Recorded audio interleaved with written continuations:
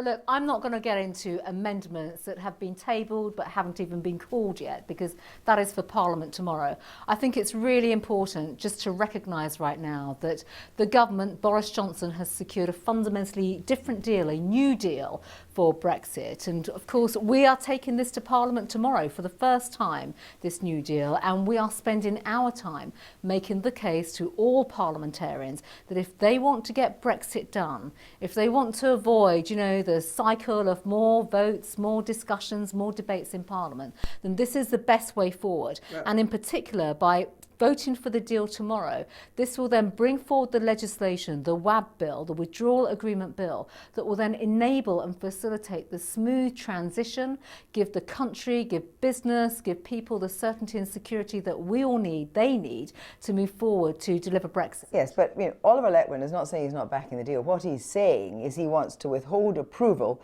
until the legislation is scrutinised. So that would automatically trigger the Benn Act. What I'm asking you was, if that amendment is taken and if it is passed, would Boris Johnson send that letter? He said he wouldn't break the law.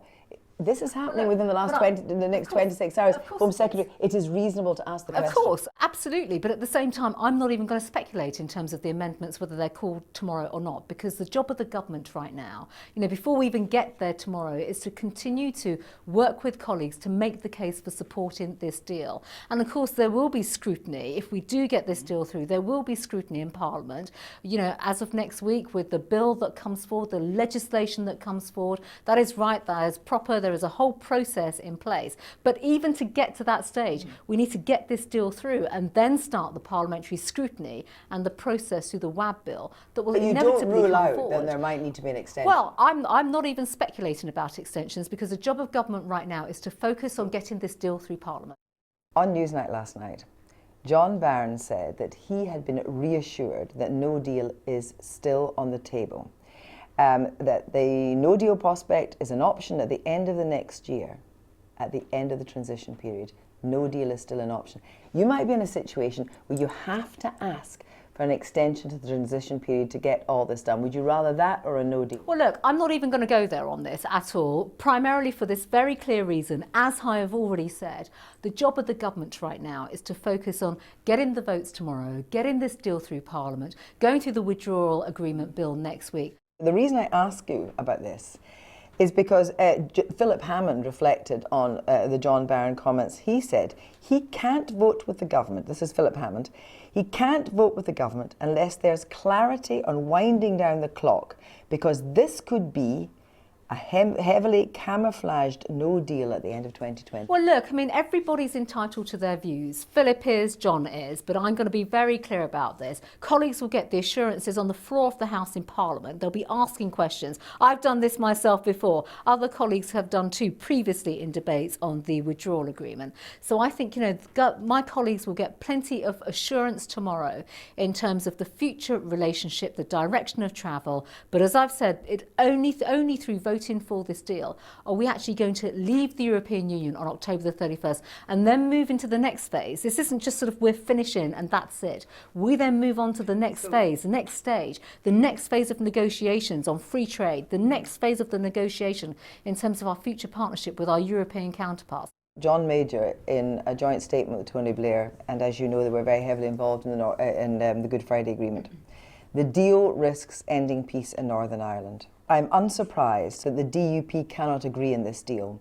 It is not materially better for Northern Ireland.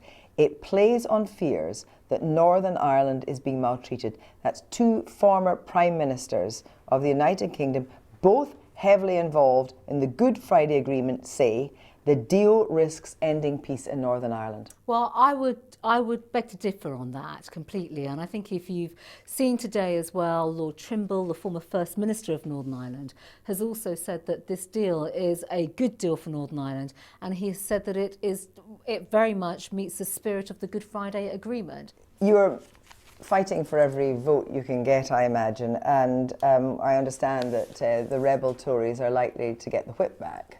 Either because they're going to vote for your deal or perhaps if they indeed vote for your deal.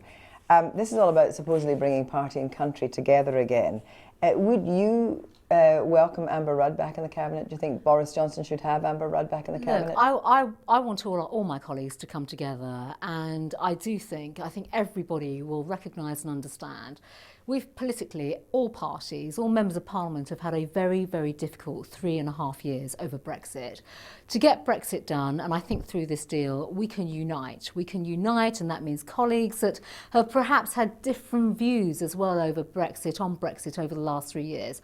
I think actually we're now at the stage where we can deliver Brexit, unite not just our country, but also politics, politicians, in the way in which we were once and welcome united. These colleagues back into the Cabinet? Welcome people back into government, but also, but welcome people back into government to absolutely work on the other issues that the public are concerned about, the people's priorities, delivering for our country, thinking about Britain post-Brexit, and I think more fundamentally looking at how we as a country work together to fulfil the hopes and aspirations of the British public. Home Secretary, thank you.